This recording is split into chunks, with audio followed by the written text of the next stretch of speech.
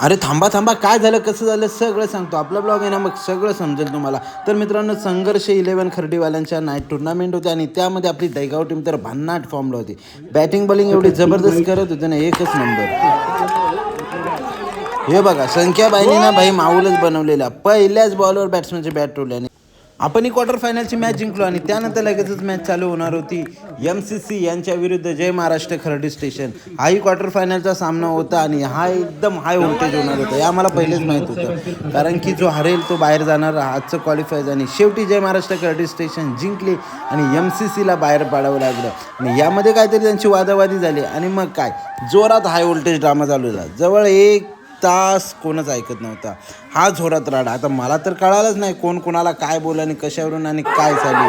तुम्हाला जर समजलं तर सांगा कमेंट करून.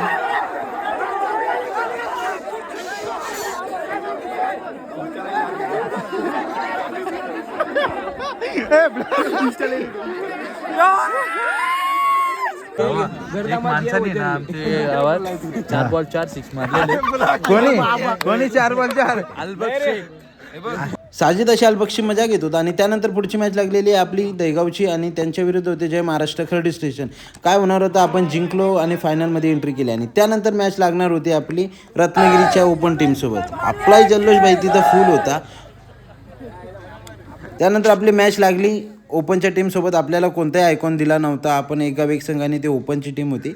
आपण ती फायनल टुर्नामेंटला मॅच हारलो, फायनल मॅच, आणि आपल्याला सेकंड प्राईज मिळाला. असं त्याचं ब्लॉग लाईक शेअर सबस्क्राईब नक्की करा.